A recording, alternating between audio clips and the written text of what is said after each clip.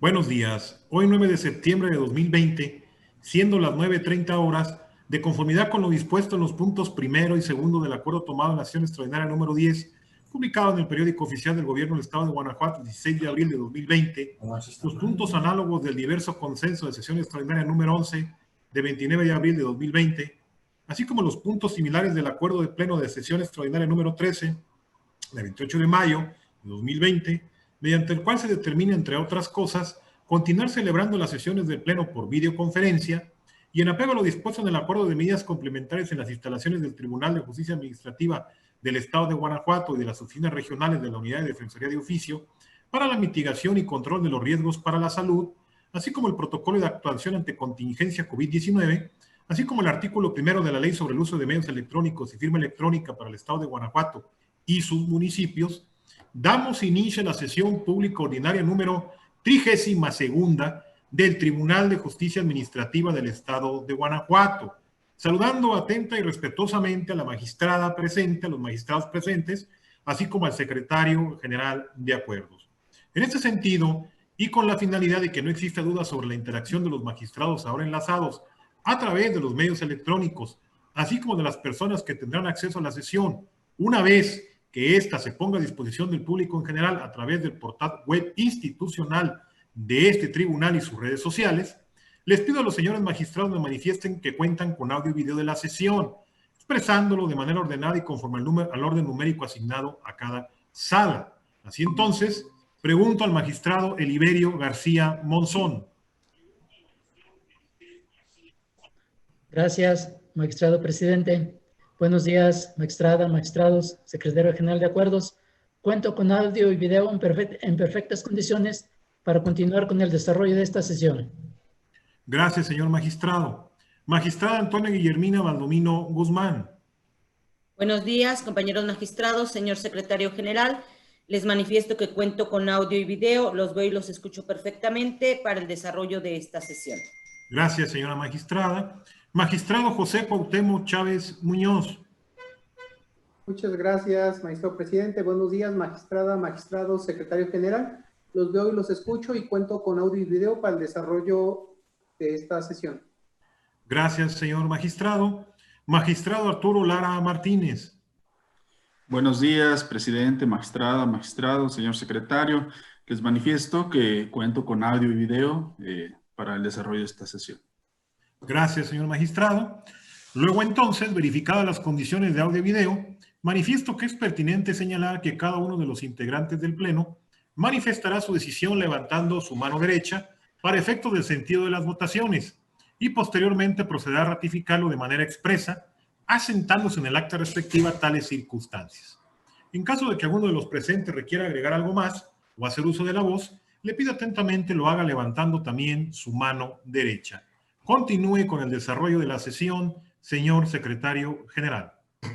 Gracias, magistrado presidente. Buenos días a todos de nueva cuenta. Y una vez que han sido verificadas las condiciones técnicas de comunicación y audio, doy fe de que con su presencia, magistrado presidente, integran quórum suficiente para sesionar válidamente de conformidad con el artículo 9 del reglamento interior del Tribunal de Justicia Administrativa del Estado de Guanajuato y los puntos tomados en las sesiones extraordinarias números 10, 11 y 13, que como se mencionó por usted, fueron publicadas en el medio oficial de difusión estatal y en apego a lo dispuesto en el acuerdo de medidas complementarias en las instalaciones de nuestro tribunal y de las oficinas regionales de la Defensoría de Oficio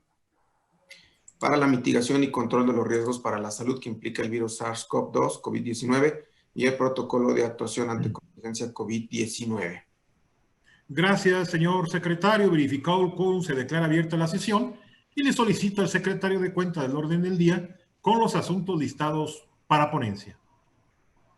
Gracias, magistrado presidente. Informando a este pleno que el orden del día propuesto para esta sesión fue oportunamente notificado a los integrantes de este órgano colegiado y se conforma por la lista de asistencia, la declaratoria de quórum legal, 7 ponencias cuyos índices de tocas, actores y autoridades demandadas están escritos en el mismo documento y también aclaro que por peticiones de los magistrados ponentes se retiran los tocas 84 diagonal 20 y 103 diagonal 20 listados como puntos 3º y 9º del orden del día. Y por último, asuntos generales. Gracias, señor secretario. Atendiendo entonces así al orden del día, en primer lugar pongo a su consideración el mismo y a su vez solicito la dispensa de la lectura del acta de la sesión ordinaria anterior al habérsele remitido esta junto con la convocatoria para la presente sesión virtual. Y en caso de no tener comentario alguno, solicito que la misma se apruebe. Quienes estén a favor de esta propuesta, sírvanse así manifestarlo. Primera sala, a favor de la propuesta. Segunda sala, a favor de la propuesta. Tercera sala, a favor de la propuesta. Cuarta sala, a favor de la propuesta.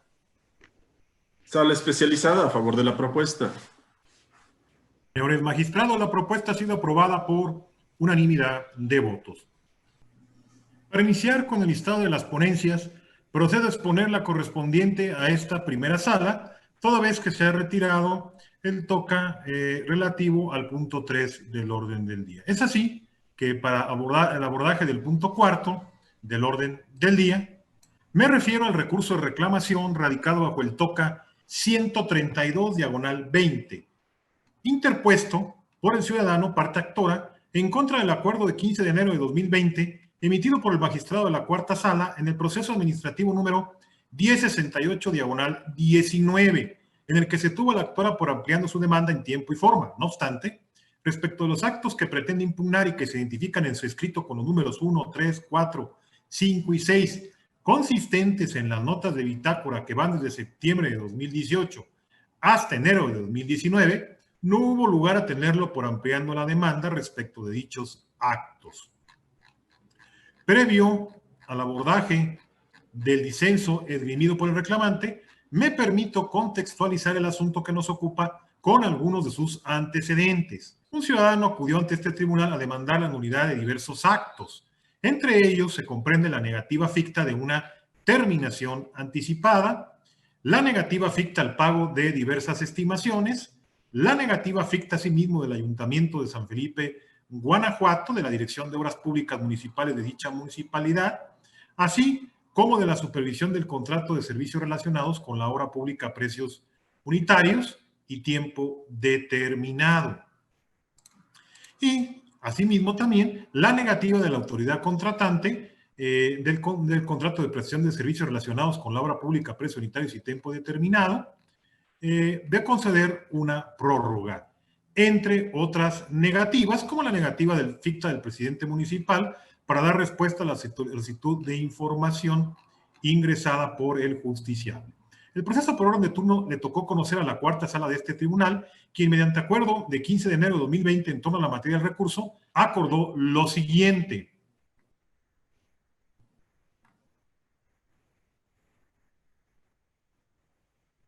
Respecto de los actos que pretende impugnar y que identifican su escrito con los números 1, 3, 4, 5 y 6, en los siguientes términos, la nulidad de las notas de bitácora que van desde la número 9 al 5 de septiembre de 2018 y otras notas de bitácora,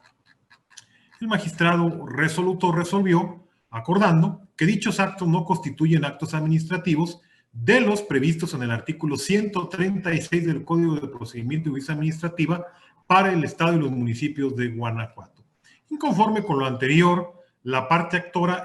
interpuso el recurso de reclamación que hoy nos corresponde su resolución.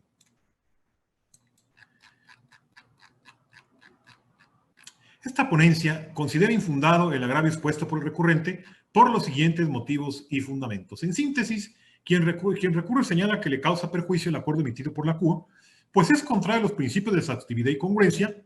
consagrados en diversos numerales del Código de la Materia, así como de la Constitución Política de los Estados Unidos Mexicanos,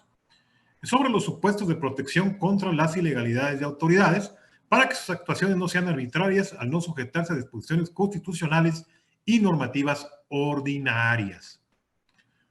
Es así que el artículo 284 del Código de Procedimiento y Justicia Administrativa para el Estado y los municipios de Guanajuato establece en su parte conducente que el actor tendrá derecho a ampliar la demanda en determinados supuestos, a saber, cuando se impugne una negativa ficta, cuando en la contestación de demanda se sostenga que el juicio es imprecedente por consentimiento tácito y cuando con motivo de la contestación se introduzcan cuestiones que, sin violar el primer párrafo del artículo 282 del propio Código, no sean conocidas por el actor al presentar la demanda. Como puede advertirse, el artículo en comento solo establece 3 supuestos para otorgar a los justiciables el derecho de ampliar la demanda.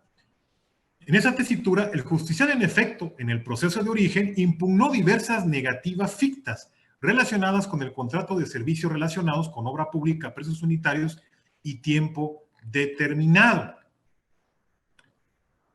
Por su parte, los artículos 102 y 103 de la Ley de Obra Pública y Servicios relacionados con la misma para el Estado y los municipios de Guanajuato, vigente en el momento en que se celebró el contrato respectivo, se advierte que en los contratos de obra pública del Estado, a través de sus dependencias y entidades, se establecerá la supervisión de obra con antelación al inicio de esta, encargo que deberá recaer en un servidor público designado por aquellas, quien fungirá como su representante ante la empresa contratista y será responsable directo, entre otras cuestiones, de la aprobación de las estimaciones que se le presenten, debiendo asentar en la bitácora la fecha en que ello ocurra. Asimismo, de dichos preceptos se colige que la bitácora es el instrumento técnico que constituye el medio de comunicación entre las partes que formalizan los contratos, donde se registran los asuntos y eventos importantes que se susciten durante la ejecución de los trabajos. Por su parte, las mencionadas estimaciones se traducen en la evaluación de los trabajos ejecutados en el periodo pactado, para efectos de su pago, debiéndose anexar la documentación que acredite la procedencia de su liquidación. En ese orden de ideas, la bitácora sirve como medio de comunicación convencional entre las partes contratantes, vigente durante el desarrollo de los trabajos, y en el que se deberán referir los asuntos importantes que se desarrollan durante la ejecución de las obras o servicios relacionados con la misma. Esto es un medio de control de los trabajos realizados. Por ello, si una empresa contratista presenta ante el residente de obra un documento que contiene trabajos por realizar y aquel omite hacer constar en la bitácora la fecha de su presentación, tal conducta no implica responsabilidad administrativa alguna, atento a que ese escrito carece de las características propias de las estimaciones, en términos de la señalada normativa, en razón de que éstas solo se reconocen por trabajos ejecutados. No pasa inadvertido para esta ponencia que, de conformidad con el artículo 118 del Reglamento de Obra Pública antes citado, la bitácora siempre debe permanecer en el lugar de los trabajos, a fin de que las consultas requeridas se efectúen en el sitio, sin que la misma pueda ser extraída del mismo, y señala como excepción, en caso de que no pueda permanecer en el lugar de los trabajos, ésta se mantendrá bajo la custodia y responsabilidad del supervisor. Bajo la anterior premisa, tal como lo advirtió el magistrado resolutor del acuerdo, las aludidas bitácoras no pueden ser consideradas como actos administrativos en materia de impugnación, pues solo sirve como instrumento técnico que constituye el medio de comunicación entre las partes que formalizan los contratos, donde se registran los asuntos y eventos importantes que se susciten. Ahora bien, tal y como lo refirió el magistrado en el acuerdo controvertido, en caso de que existiera alguna omisión o ilegalidad en la bitácora que trascendiera en el resultado de la terminación anticipada del contrato de servicios relacionados, o bien la falta de pago de alguna de las estimaciones señaladas en el proceso de origen, al momento de emitir la resolución correspondiente, el resolutor deberá realizar el respectivo análisis y valoración de dichas bitácoras, sin que tengan por sí mismas el carácter de actos impugnados que señala el numeral 136 del Código de Procedimientos de Justicia Administrativa para el Estado y los municipios de Guanajuato. Esto es así, pues como se advierte de dicho ordinal y como lo han abordado diversos tratadistas en materia administrativa, el acto administrativo es una declaración unilateral de voluntad susceptible de incidir en la esfera jurídica del gobernado, ya sea creando, declarando, reconociendo, transmitiendo, extinguiendo una situación jurídica individual y concreta. Por ello, la bitácora, al ser un instrumento técnico que constituye el medio de comunicación entre las partes que formalizan los contratos, donde se registran los asuntos y eventos importantes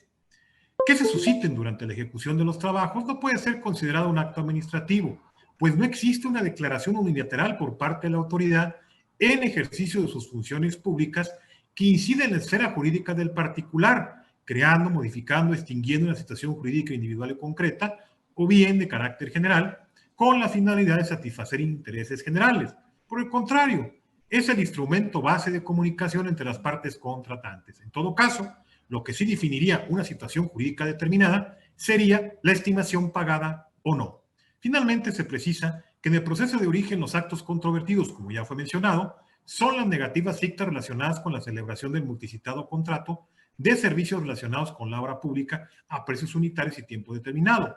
por el que al momento de dictarse la sentencia respectiva, El magistrado seguramente deberá analizar todo el material probatorio ante el presentado, entre otras cuestiones, analizar si la bitácora cumple con los elementos que señala el ordinal 119 del Reglamento de Ley de Obra Pública y Servicios relacionados con la misma para el Estado y los municipios de Guanajuato en su momento vigente, y si se utilizó en la forma y términos que señala el numeral 120 del mismo ordenamiento reglamentario. No se omite señalar que las referidas bitácoras no son actos administrativos definitivos que con su sola emisión generan un perjuicio irreparable al contratista. Lo que en todo caso le puede generar dicha lesión jurídica son las estimaciones y actos tendentes a la rescisión del contrato, o como en el caso, las negativas configuradas por la hoy autoridad demandada. Ello sin que tales bitácoras, sean analizadas y valoradas en la sentencia como actos instrumentales previos a las negativas configuradas que son la materia de la litis establecida. En el orden de ideas precisado ante lo infundado del único agravio que esgrime el justiciable, lo procedente a juicio de esta ponencia es confirmar el acuerdo pronunciado en su oportunidad por el magistrado resolutor. Señores magistrados, se ha llevado a cabo la exposición respecto a la ponencia correspondiente a la resolución del recurso de reclamación radicado bajo el TOCA 132/20. Si están de acuerdo con el sentido impreso a dicha resolución, sírvanse así pronunciarse levantando al efecto su mano. Primera sala, a favor de la ponencia. Segunda sala, a favor de la ponencia. Tercera sala, a favor de la ponencia.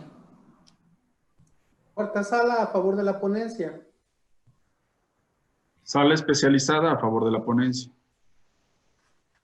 Señores magistrados, la ponencia ha sido aprobada por unanimidad de votos. Prosiguiendo con el orden del día y para el abordaje del punto quinto del mismo, se otorga ahora el uso de la voz al magistrado Eliberio García Monzón para el desarrollo de las ponencias correspondientes a la segunda sala de este tribunal. Gracias, magistrado presidente. Buenos días, de nueva cuenta, magistrada, magistrados, secretario general de acuerdos. Pongo en consideración de este honorable pleno la ponencia relativa al recurso de reclamación 164/20, juicio en línea, interpuesto por la autorizada del presidente municipal de Irapuato, Guanajuato, autoridad demandada en esta instancia de origen, en contra de la sentencia de 28 de febrero de 2020, dictada en el proceso administrativo 947, sala especializada, 2018, juicio en línea, por el magistrado de la sala especializada de este tribunal, en la que declaró la nulidad del acto impugnado. Para contextualizar las cuestiones jurídicas a dirimir en el recurso que nos ocupa, se relatarán los antecedentes relevantes que se desprenden de las constancias del expediente de origen. Primero, en el proceso administrativo principal, la parte actora impugnó la resolución dictada el 25 de abril de 2018 por el presidente municipal de Irapuato, Guanajuato, mediante la cual se le impone una suspensión por el plazo de 15 días. Segundo, en el cuarto, considerando la sentencia recurrida, se determinó que las cuestiones atinentes a la gravedad de la falta como criterio de individualización de la sanción sí pueden ser objeto de la sentencia de origen, ya que sobre estas no ha operado la cosa juzgada, y mucho menos el consentimiento tácito. Sigue manifestando que la resolución impugnada contravino el elemento de validez contenido en la fracción sexta del artículo 137 del Código de Procedimiento y Justicia Administrativa para el Estado y los municipios de Guanajuato. Tercero, inconforme con la determinación que antecede, la autorizada del presidente municipal de Irapuato, Guanajuato, autoridad demandada en la instancia de origen, interpuso este recurso de reclamación. En el único concepto de agravio, la parte recurrente, en esencia señaló que en la sentencia recurrida se confunde la clasificación de la conducta con la individualización de la sanción, es decir, al momento de emitir la resolución en cumplimiento de la sentencia de fecha 28 de febrero de 2018, se advierte que la conducta no era grave, por lo tanto, se le sancionó acorde a la nueva determinación de la falta administrativa. Es infundado este concepto de agravio por las siguientes razones jurídicas. Para una mejor comprensión del asunto, se inicia expresando los siguientes antecedentes. En la resolución de 14 de octubre de 2015, dictada en el procedimiento de responsabilidad administrativa CM-PRA-019-15 por el presidente municipal de Irapuato, Guanajuato, le impuso la suspensión de 6 meses a la parte actora en su calidad de observador y secretario del Consejo de Honor y Justicia, por encontrarlo responsable de interferir en el proceso de promoción de la Comisión del Servicio Profesional de Carrera Policial de Irapuato, Guanajuato, de 12 de junio de 2015, por lo cual es contrario a los artículos 2, 11, fracción primera, séptima y 19ª, 12, fracción décima, de la Ley de Responsabilidades Administrativas de los Servidores Públicos para el Estado de Guanajuato y sus municipios. En la sentencia emitida por la cuarta sala de este tribunal, el 13 de julio de 2016 se decretó la nulidad parcial de la resolución impugnada única y exclusivamente en lo concerniente a la actualización de la fracción al artículo 11, fracciones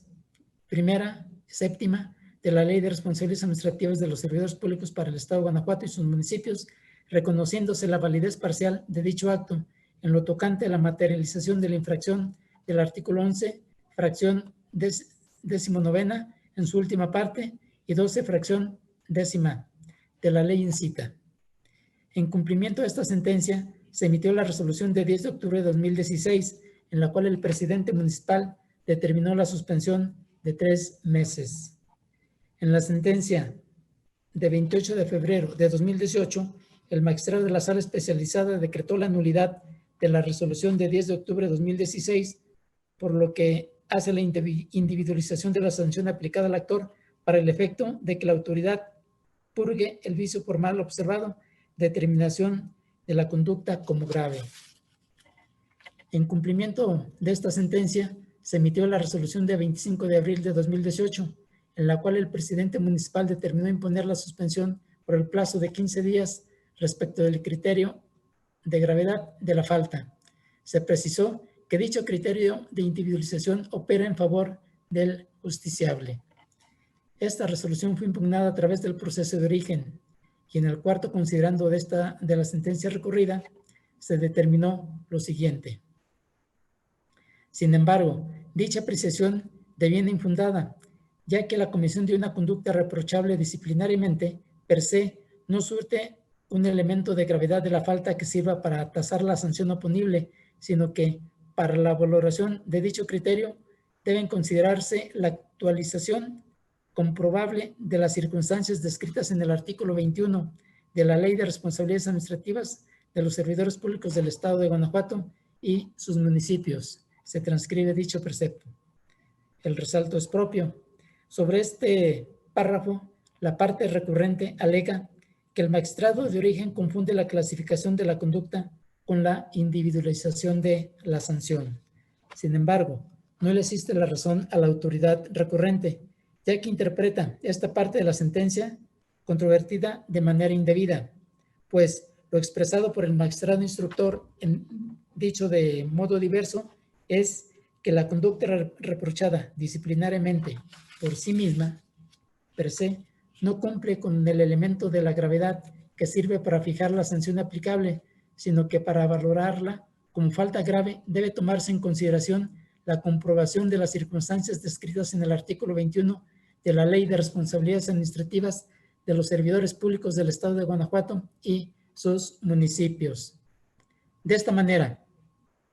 si en el procedimiento administrativo de origen no se demostró que se causaron daños a las personas o a sus bienes, ni que el servidor público o cualquiera de las personas señaladas en la fracción tercera del artículo 12 hayan obtenido algún beneficio de carácter patrimonial o económico, lucro o cualquier otro tipo de ventaja, o que se haya causado daños o perjuicios a alguna de las autoridades previstas en el artículo 3 de la referida ley, entonces la falta no es grave.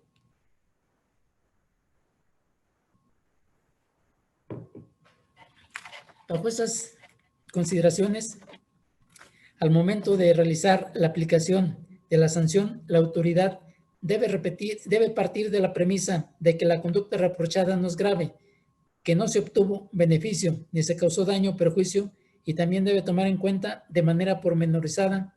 los demás elementos previstos en el citado artículo 20, como son la jerarquía del servidor público y su antigüedad en el puesto, la responsabilidad que éstas impliquen, su condición económica, la afectación en la prestación al desarrollo del servicio público, las circunstancias de ejecución de la falta y la reincidencia de la conducta. Así pues, es de resaltarse que en la especie estos son los parámetros que deben tomarse en cuenta para imponer razonablemente la sanción que en derecho corresponda, y a pesar de que la conducta no es grave, la autoridad se encuentra constreñida a poner especial énfasis en los demás elementos indicados en supralíneas. En consecuencia, no se advierte confusión respecto a la clasificación de la conducta y la individualización de la sanción. Por tal motivo, la argumentación expresada por la autoridad recurrente no supera las consideraciones y conclusiones jurídicas que sirvieron de sustento en lo fundamental al cuarto considerando del fallo recurrido. Por tal motivo, este tribunal en pleno comparte la determinación de la sentencia tildada de ilegal. Por todo lo anterior y ante lo infundado de este motivo de disenso, se propone a este honorable pleno confirmar la sentencia recurrida, lo anterior con fundamento en el artículo 311 del Código de Procedimiento de Justicia Administrativa para el Estado y los municipios de Guanajuato. Es cuanto a esta ponencia, magistrado presidente. Señores magistrados, se ha llevado a cabo la ponencia correspondiente a la resolución del recurso de reclamación radicado bajo el TOCA 164/20. Si están de acuerdo con el sentido de la misma, sírvanse así pronunciarse. Primera sala, a favor de la ponencia. Segunda sala, a favor de la ponencia. Tercera sala, a favor de la ponencia. Cuarta sala, a favor de la ponencia. Sala especializada, a favor de la ponencia. Señores magistrados, la ponencia ha sido aprobada por unanimidad de votos. Continuando con el orden del día y para el desahogo del punto sexto, hace uso de la voz el magistrado Eliberio García Monzón. Gracias, magistrado presidente. Concluyo mi intervención poniendo a consideración de este honorable pleno la ponencia relativa al recurso de reclamación TOCA 168/20, juicio en línea, interpuesto por el autorizado del agente de tránsito y policía vial del municipio de Celaya, Guanajuato, autoridad demandada en la instancia de origen, en contra de la sentencia de 27 de febrero de 2020, dictada en el proceso administrativo 1916, sala especializada, 19, juicio en línea, por el magistrado de la sala especializada de este tribunal, en la que se declaró la nulidad del acto impugnado. Para mejor comprensión del asunto que nos ocupa, previo al análisis de los motivos de disenso hechos valer por la parte recurrente, se considera conveniente precisar los siguientes antecedentes. Primero, en el proceso administrativo principal, la parte actora impugnó la infracción de fecha 26 de agosto de 2019, en la cual se consignó que se detectó al actor haciendo uso del teléfono celular, conduciendo un vehículo de motor y empujar a la autoridad al momento de quitarle la placa. Segundo, en la sentencia recurrida se decretó la nulidad porque el hecho de que la boleta de infracción impugnada no se precisara que emana de una funcionaria con el cargo de agente de vialidad en la Dirección General de Tránsito y Policía Vial, dependiente de la Secretaría de Seguridad de Guanajuato, consignado en el nombramiento adjuntado a la contestación materializa una transgresión al artículo 137, fracción quinta del Código de Procedimiento y Justicia Administrativa para el Estado y los municipios de Guanajuato. Tercero, Inconforme con la determinación que antecede, el autorizado del agente de tránsito y policía vial del municipio de Celaya, Guanajuato, demandada en la instancia de origen, interpuso el recurso de reclamación que nos ocupa. En el único concepto de agravio, la parte recurrente en esencia señaló que la sentencia recurrida es ilegal, ya que en la contestación se presentó copia certificada del nombramiento de agente de vialidad nivel 1 en la Dirección General de Tránsito y Policía Vial, dependiente de la Secretaría de Seguridad Ciudadana. Es inoperante este concepto de agravio por las siguientes razones jurídicas. En principio, se impone señalar que la fundamentación y motivación como elemento de validez del acto administrativo tiene como propósito que el destinatario del acto conozca el o los artículos y el ordenamiento jurídico aplicable y tenga conocimiento de manera pormenorizada de por qué se da la actuación administrativa, para que conozca en detalle y de manera completa la esencia de las circunstancias, las condiciones, así como el precepto y el ordenamiento jurídico que le concede la atribución a la autoridad para la emisión del acto impugnado, de modo tal que para el afectado sea evidente y muy clara la causa o causas que justificaron la decisión para estar en posibilidad de controvertirla, permitiéndole con ello una real y auténtica defensa. En relación con la competencia de la autoridad de tránsito demandada, los artículos 5, fracción 74, 7, fracción 9 y 15, fracción segunda del Reglamento de Tránsito y Policía Vial para el municipio de Celaya, Guanajuato,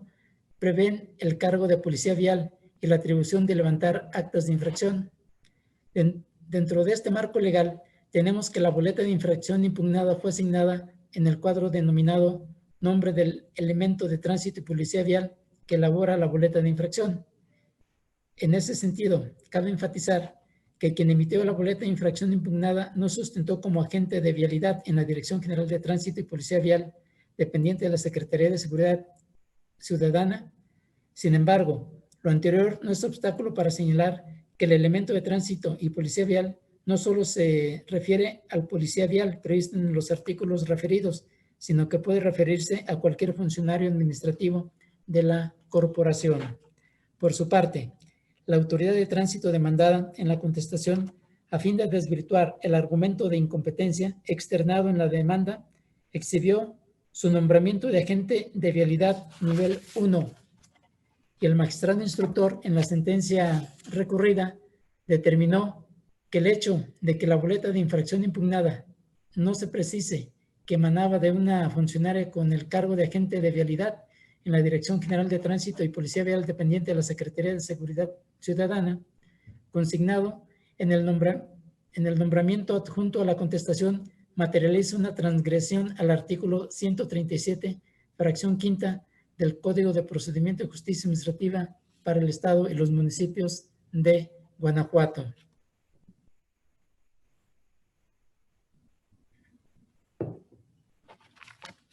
Ahora bien, analizando el razonamiento expresado, se desprende que el concepto de agravio objeto de estudio es una repetición de lo manifestado en la contestación, lo cual fue desvirtuado en la sentencia recurrida. Por ende, no se impugna lo relativo a que en la boleta de infracción no se precisa que emana de una funcionaria con el cargo de agente de vialidad nivel 1. En suma, el concepto de agravio no contiene argumentos tendentes a impugnar la consideración que da sustento a la sentencia en materia del proceso administrativo de origen, de donde resulta que no se exponen razonamientos concretos sobre la ilegalidad de la sentencia recurrida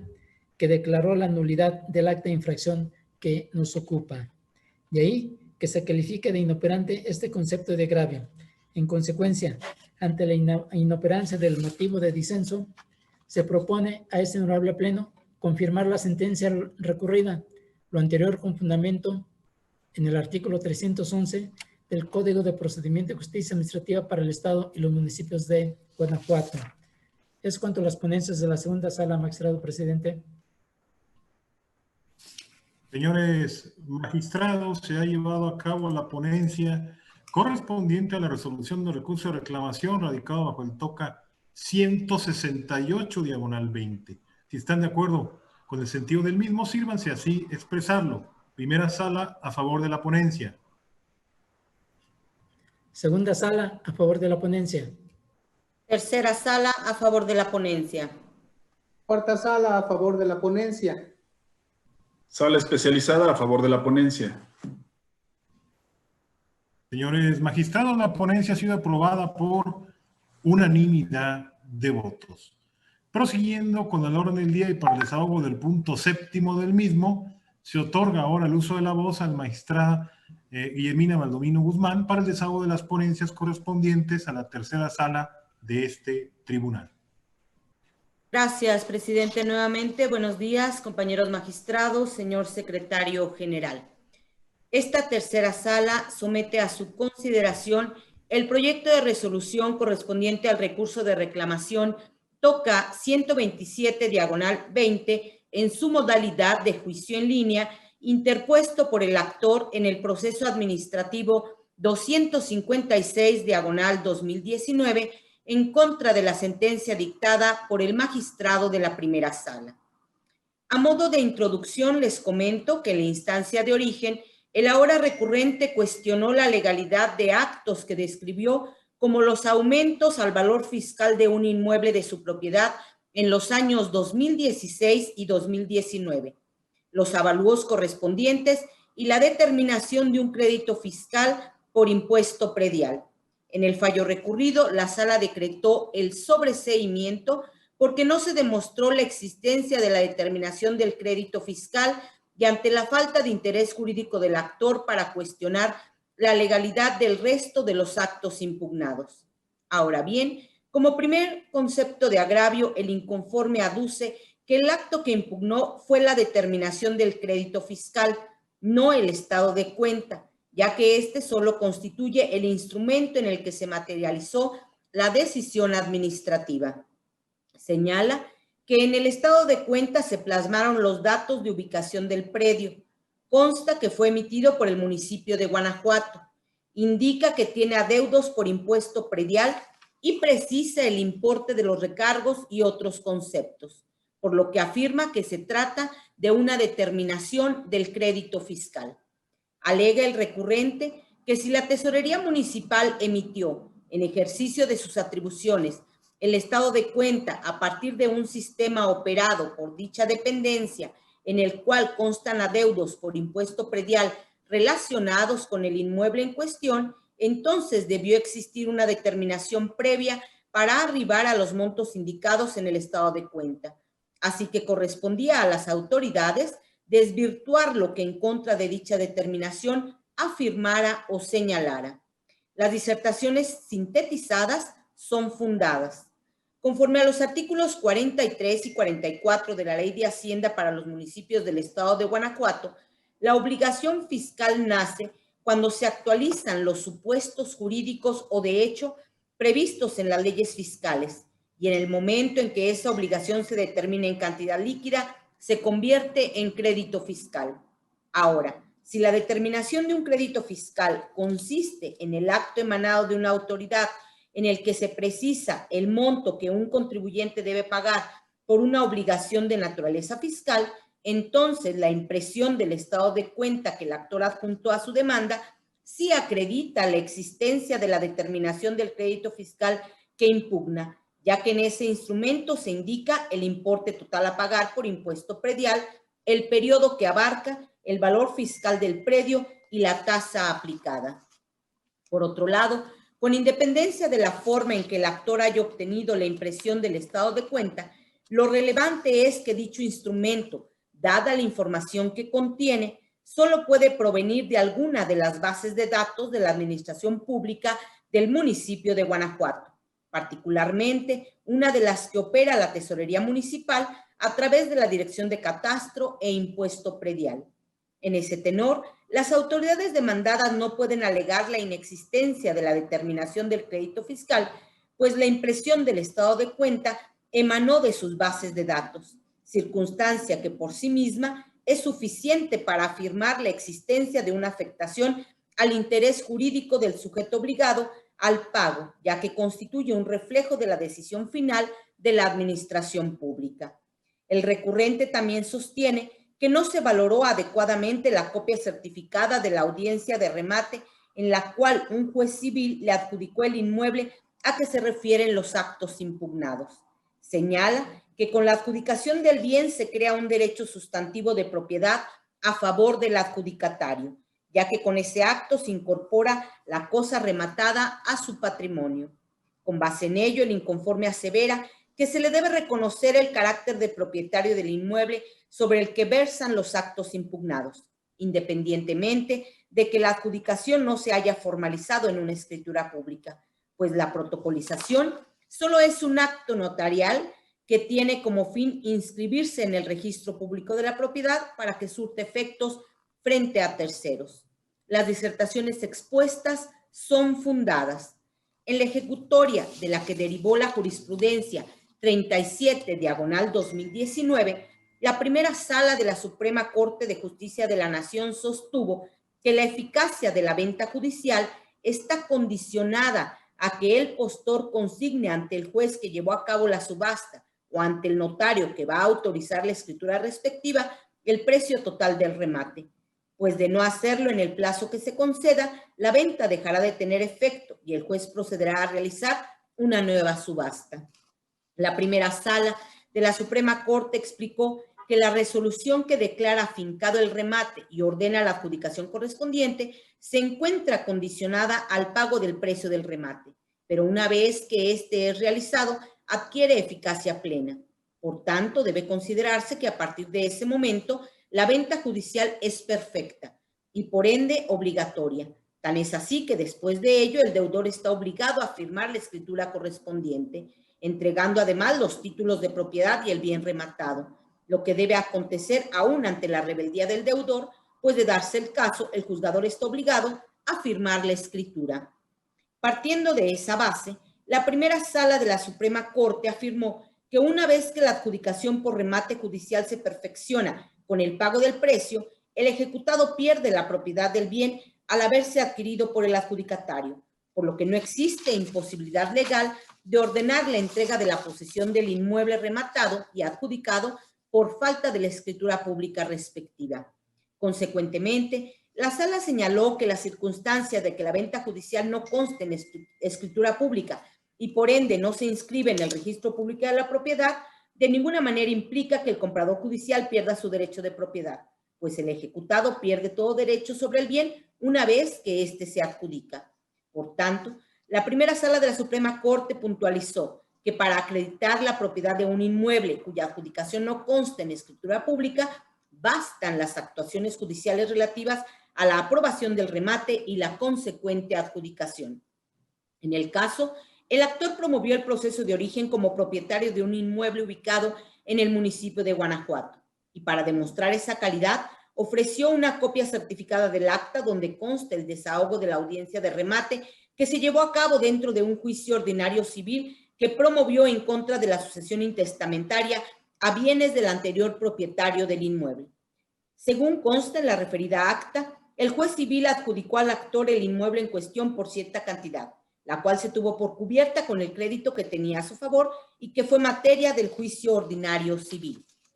Luego, si de acuerdo con la ejecutoria de la que derivó la jurisprudencia 37/2019, para acreditar la propiedad de un inmueble cuya adjudicación no conste en escritura pública, bastan las actuaciones judiciales relativas a la aprobación del remate y la consecuente adjudicación, entonces, en este caso, la copia certificada de la audiencia de remate es suficiente para demostrar que el actor es el propietario del inmueble sobre el cual versa la determinación del crédito fiscal que impugna y por ende que tiene interés jurídico para instar el proceso de origen.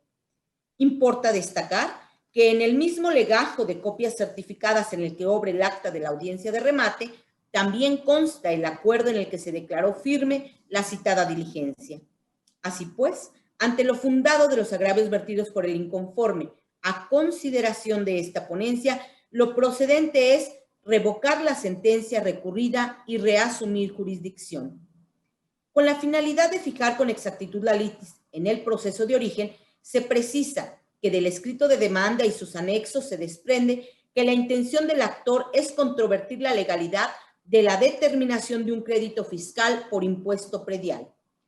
Respecto a los conceptos impugnativos planteados en la instancia de origen, en opinión de esta ponencia, son fundados. En su primer concepto de impugnación, el actor sostiene que la determinación del crédito fiscal que impugna es ilegal, porque se dictó en contravención a los numerales 168, 176 y 177 de la Ley de Hacienda Municipal. Señala que las autoridades demandadas modificaron el valor fiscal del inmueble en los años 2016 y 2019 sin notificarle las órdenes para la práctica de los avalúos correspondientes ni los resultados de estos. Asiste la razón al actor. Conforme a la Ley de Hacienda Municipal, la base gravable para el pago del impuesto predial es el valor fiscal del inmueble, el cual podrá determinarse, entre otras formas, mediante avalúo practicado por peritos autorizados. Por regla general, el valor fiscal de un inmueble únicamente podrá ser modificado por avalúo, a menos que el contribuyente manifieste un cambio de valor, que exista una modificación con relación al nombre del contribuyente, las características del bien raíz o por otra circunstancia que origine una alteración de su valor con motivo de la ejecución, reconstrucción o rehabilitación de obras públicas. Ineludiblemente, la práctica de todo avalúo debe estar precedida del mandamiento escrito dictado por el tesorero municipal que así lo ordene. Además, es imperativo para la autoridad fiscal que notifique al contribuyente los resultados del avalúo y la determinación del impuesto predial. Luego, como el actor negó lisa y llanamente que se le haya notificado las órdenes de los avalúos y sus resultados, impuso a las autoridades demandadas la carga de exhibir al comparecer al proceso las órdenes de avalúo, los propios avalúos y sus respectivas constancias de notificación. Sin embargo, del análisis a las constancias que obran en el proceso de origen, se advierte que las autoridades no desvirtuaron el desconocimiento alegado por el actor, ya que no exhibieron los instrumentos aludidos. Por el contrario, al desahogar la prueba de informes que ofreció el actor, el tesorero municipal manifestó que los aumentos al valor fiscal del inmueble se realizaron de gabinete.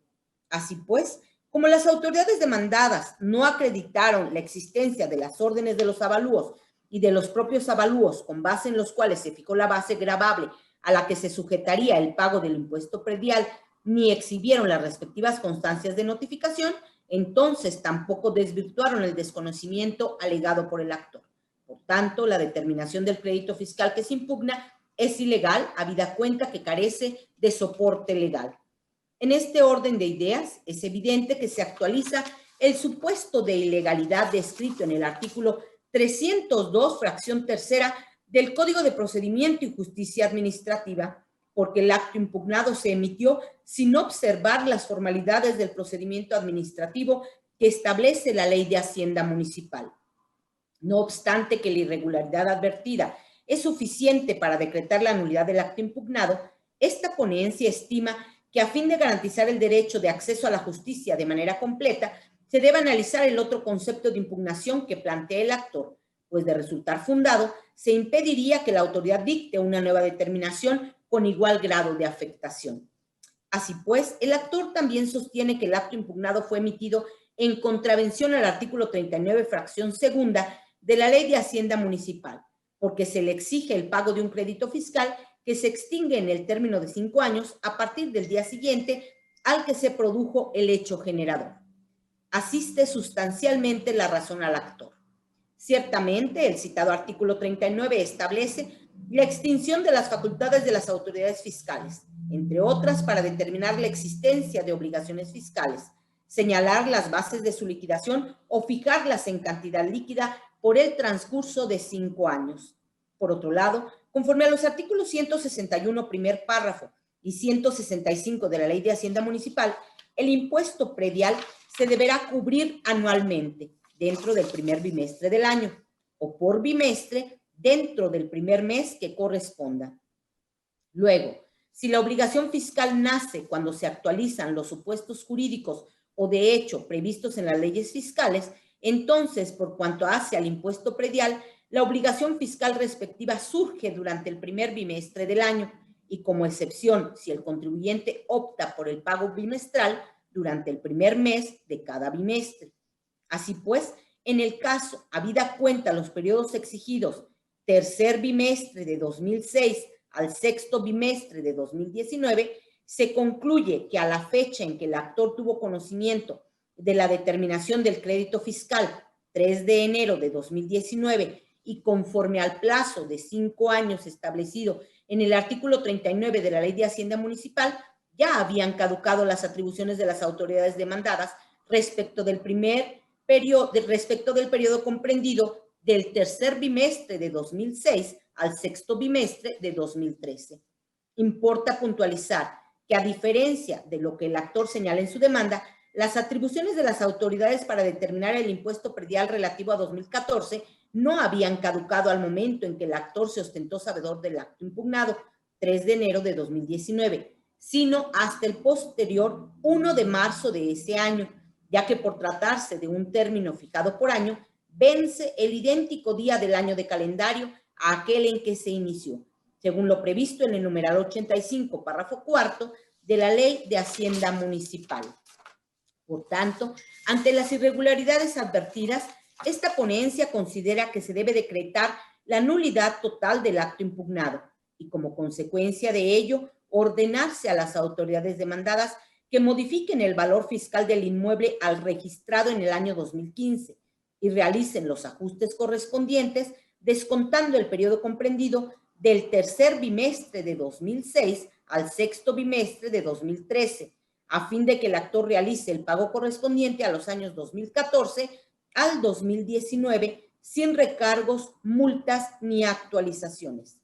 Finalmente, en cuanto a las pretensiones de reconocimiento de derechos y de condena que formuló el actor, a consideración de esta ponencia han quedado satisfechas al decretarse la nulidad total del acto impugnado y sus consecuencias. Con base en las consideraciones expuestas, esta ponencia propone revocar la sentencia recurrida y reasumir jurisdicción en los términos referidos, decretar la nulidad total del acto impugnado y declarar satisfechas la pretensión de reconocimiento de derechos, así como la de condena. Es cuanto, señor presidente. Señores magistrados, se ha llevado a cabo la ponencia correspondiente a la resolución del recurso de reclamación radicado bajo el TOCA 127/20. Si están de acuerdo en el sentido de la misma, sírvanse así pronunciarse.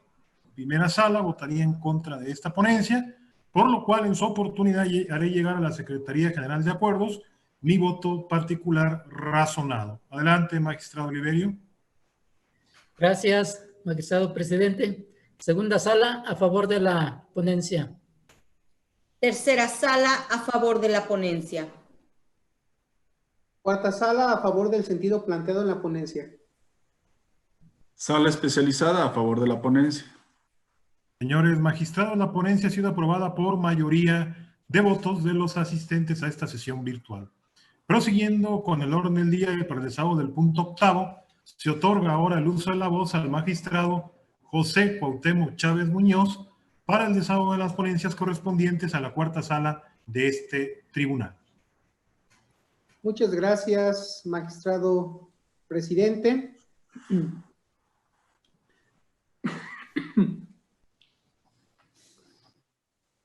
Buenos días, magistrada, magistrados, secretario general. Inicio con la ponencia correspondiente a la cuarta sala, refiriéndome al TOCA 99/20, interpuesto por el Ayuntamiento de León, Guanajuato, autoridad demandada en la instancia de origen, por conducta desautorizada en contra de la sentencia dictada por el magistrado de la sala especializada dentro del proceso administrativo 129/18, en la cual se decretó la nulidad total de la resolución impugnada. Les comparto algunos antecedentes en el presente resumen. El Ayuntamiento de León dictó resolución dentro del procedimiento de responsabilidad administrativa en la cual se determinó la responsabilidad de la parte actora y por ende se le impuso a la accionante la sanción correspondiente en inhabilitación por 1 año para ejercer un empleo, cargo o comisión en el servicio público. En desacuerdo con tal resolución, la parte accionante promovió proceso administrativo ante este tribunal, y el conocimiento de dicha demanda correspondió a la sala especializada, la cual se registró y se admitió a trámite dicha demanda. Seguido el proceso administrativo por sus causas legales, el magistrado dictó sentencia en la cual decretó la nulidad total de la resolución impugnada. Inconforme con el sentido del fallo, el ayuntamiento, por conducto desautorizada, interpuso el recurso de reclamación que ahora se resuelve. Así tenemos que los motivos de disenso expuestos por la parte recurrente resultan ineficaces para revocar o modificar la sentencia recurrida. La parte inconforme arguye que la sala emite una decisión desacertada, pues existen las llamadas facultades concurrentes, que son aquellas sobre las cuales tanto la Federación como los estados y municipios podrán actuar válidamente. Tal es el caso de las responsabilidades administrativas, materia prevista como concurrente de conformidad con lo dispuesto en la fracción 29, en su apartado quinto, del artículo 73 de la Constitución Federal. Indica la parte recurrente que la resolución dictada en el procedimiento de responsabilidad administrativa sí cuenta con los fundamentos legales suficientes para acreditar que tanto el ayuntamiento como la Contraloría Municipal, ambos de León, son competentes para conocer de la responsabilidad administrativa que se imputa a la parte actora. Lo anterior tiene sustento, expone la autoridad demandada, atento a que en la fecha en que se inició el procedimiento de responsabilidad administrativa, aún no entraba en vigor la Ley General de Responsabilidades Administrativas, misma que tiene por objeto distribuir competencias entre los órdenes de gobierno. Constatada la manera en que se orientó la impugnación, se tiene que tales aseveraciones resultan inoperantes, pues con ellas no se combaten las consideraciones que dio la sala para resolver en el sentido en el cual lo hizo. Para justificar tal calificativa, amerita tenerse en cuenta que la Suprema Corte ha sostenido que la inoperancia de los conceptos de violación o agravios se presenta ante la actualización de algún impedimento técnico que imposibilite el examen de planteamiento efectuado, que puede derivar de la afectación directa al inconforme de la parte considerativa que controvierte, de la omisión de la expresión de argumentos referidos a la cuestión debatida, de su formulación material incorrecta por incumplir las condiciones atinentes a su contenido.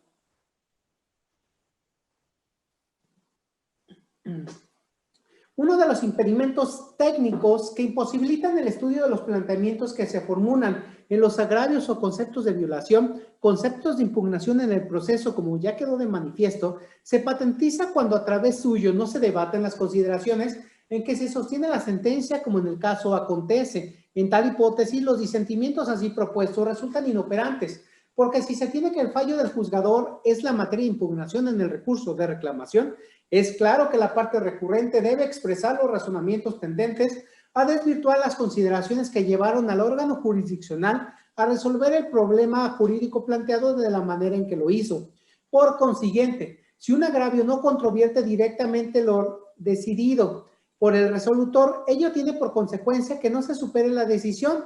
y consecuentemente que ésta deba subsistir. En la parte atinente de la sentencia recurrida, precisó el titular de la sala que la presunta infracción administrativa imputada al actor deriva del ejercicio de recursos públicos federales destinados para cumplir con fines concretos por parte de la autoridad municipal administradora de esos recursos. De este modo, al tratarse de subsidios federales, conserva su naturaleza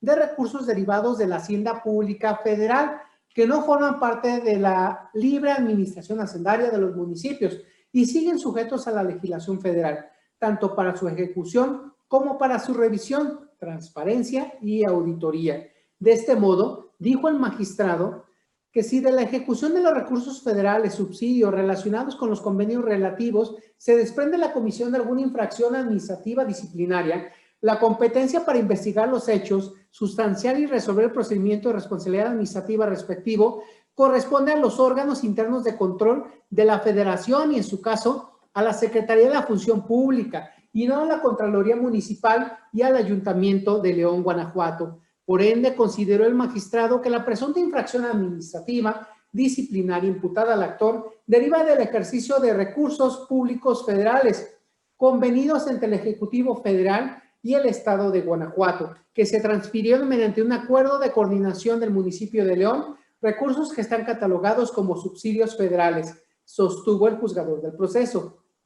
Por lo cual, las autoridades investigadoras y sustanciadoras de la Contraloría Municipal de León y el ayuntamiento demandado de ese municipio carecían de competencia para investigar, sustanciar y resolver el procedimiento de responsabilidad administrativa relacionados con la ejecución de subsidios federales, dado que al actor se le imputa la omisión derivada del procedimiento que llevó a cabo para dar por terminado el contrato de obra pública suscrito para la ejecución de los subsidios federales referidos por el incumplimiento de la empresa contratista. En ese contexto, refirió la CUO que no se surte la competencia de la Contraloría Municipal de León para investigar y sustanciar la presunta infracción administrativa imputada al actor y tampoco la del ayuntamiento demandado para resolver el procedimiento disciplinario correspondiente. En este sentido, explicó la sala, le correspondía ejercer dicha competencia material a la Secretaría responsable en el ámbito federal del control interno y de la investigación, tramitación y resolución de los procedimientos disciplinarios derivados de faltas administrativas federales. Acto seguido declaró la nulidad total de la resolución impugnada. Frente a lo anterior, se tiene que los motivos de inconformidad aducidos por la parte recurrente resultan inoperantes por insuficientes, habida cuenta que a través suyo la parte recurrente es omisa en controvertir la razón toral en que se sustentó la conclusión de la sentencia en ese sentido, pues no está dirigida a desvirtuar la consideración de la sala, es decir, demostrar que contrariamente a lo sostenido por el titular de la sala, la competencia para investigar los hechos, substanciar y resolver procedimiento de responsabilidad administrativa respectivo no corresponde a los órganos internos de la Federación, Secretaría de la Función Pública, sino a la Contraloría Municipal y al Ayuntamiento de León, Guanajuato, señalando los razonamientos que sustentan tal premisa. Sin embargo, las manifestaciones de la recurrente no persiguen ese objetivo, ya que aun y cuando manifiesta que le existen las llamadas facultades concurrentes, que son aquellas sobre las cuales tanto la Federación como los estados y municipios podrán actuar válidamente, lo cierto es que tal motivo de disentimiento resulta un planteamiento general y abstracto, lo cual torna inoperante el agravio que se analiza, es decir, la parte recurrente se limitó a hacer simples aseveraciones, pero sin aducir razonamiento alguno tendente a combatir frontal y directamente las consideraciones expresadas en la sentencia recurrida. Eso es, tal aseveración de la parte recurrente solamente evidencia el contenido del artículo aludido. Empero, en tales argumentos, la autoridad no manifiesta por qué sí tenía competencia para emitir la resolución impugnada. En ese orden de cosas, como el juzgador en estudio no cuestiona ni pone en entredicho la decisión asumida por el juzgador, esta debe prevalecer precisamente por no haberse superado. De ahí la inoperancia de los agravios en estudio. No pasa desapercibido para esta ponencia que la autoridad refiere también que la resolución dictada en el procedimiento de responsabilidad administrativa sí cuenta con los fundamentos legales suficientes para acreditar que tanto el ayuntamiento como la Contraloría son competentes para conocer de responsabilidad administrativa que se imputa a la parte actora. Lo anterior tiene sustento, expone la autoridad demandada, atento a que la fecha en que se inició el procedimiento de responsabilidad administrativa aún no entraba en vigor la Ley General de Responsabilidades Administrativas, misma que tiene por objeto distribuir competencias entre los órdenes de gobierno. Los argumentos anteriores resultan ineficaces, ello es así, porque la autoridad inconforme no manifiesta las razones por las cuales el hecho de que aún no entrara en vigor la Ley General de Responsabilidades Administrativas implicaba que los procedimientos de responsabilidad derivados de los convenios pactados sobre el ejercicio de recursos federales son de la competencia de los órganos de control interno del municipio,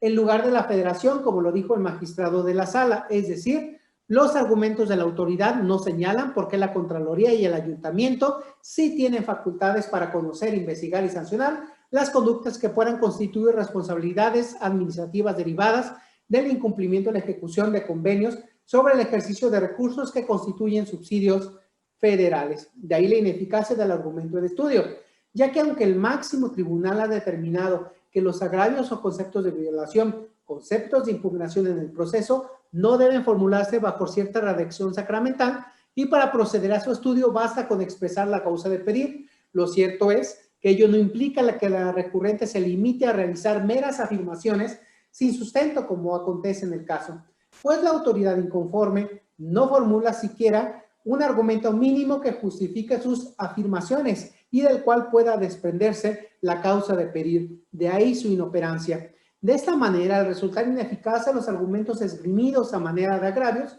lo procedente a juicio de esta ponencia es confirmar la sentencia dictada por la sala especializada. Es cuanto, magistrado presidente. Señores magistrados, se ha llevado a cabo la ponencia correspondiente a la resolución de recurso de reclamación radicado bajo el TOCA 99/20. Si están ustedes de acuerdo con el sentido de la misma, sírvanse así expresarlo. Primera sala, a favor de la ponencia. Segunda sala, a favor de la ponencia. Tercera sala, a favor de la ponencia. Cuarta sala, a favor de la ponencia. Sala especializada a favor de la ponencia. Señores magistrados, la ponencia ha sido aprobada por unanimidad de votos. Prosiguiendo con el orden del día, y toda vez que ha sido retirado la ponencia correspondiente al punto 9 del mismo, y para el abordaje del punto 10, le solicito al señor secretario general de acuerdos dé cuenta de los asuntos generales.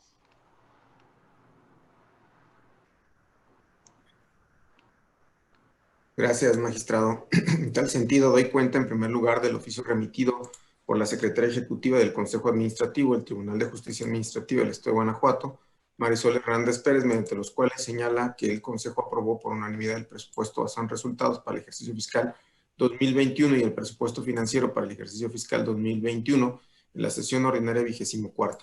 En ese sentido y conformidad con lo dispuesto por el artículo 25, fracción 17 de la Ley Orgánica del Tribunal de Justicia Administrativa del Estado de Guanajuato, se someten a su consideración para efectos de aprobación los documentos antes mencionados y que oportunamente les fueron entregados a cada uno de los integrantes de este cuerpo colegiado para su análisis.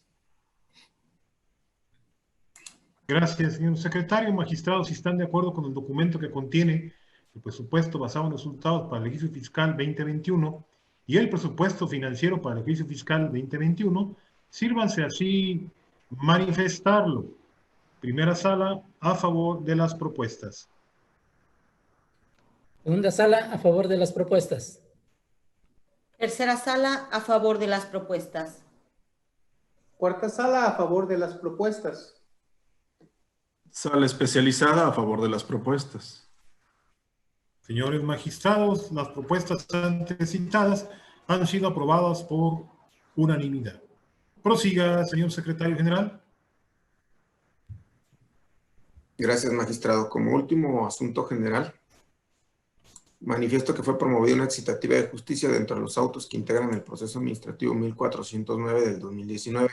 suscritas por la parte actora. Derivado de lo anterior, la promoción fue debidamente acordada y se encuentra en vías de notificación a las partes. Ello así en el sentido de solicitar en su momento a la sala correspondiente que rinda el informe sobre la materia de la misma. En virtud de lo anterior, dependerá de la información procesal que se indique para estar en posibilidad de determinarlo legalmente conducente en términos de los artículos 315, 316 y 318 del Código de Procedimiento y Justicia Administrativa para el Estado y los municipios de Guanajuato.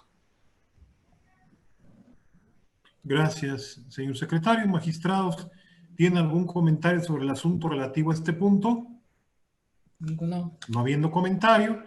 esta presidencia acordará lo conducente y posteriormente dará cuenta a este pleno de ello. En ese sentido, no habiendo más asuntos que tratar y agotados los puntos listados en el orden del día, se declara cerrada la sesión ordinaria de pleno número 32ª del Tribunal de Justicia Administrativa del Estado de Guanajuato del día de su fecha, siendo las 11:15. Señora magistrada, señores magistrados, secretario general de acuerdos, que tengan todos un excelente día. Igualmente. Igualmente. Igualmente, buen día.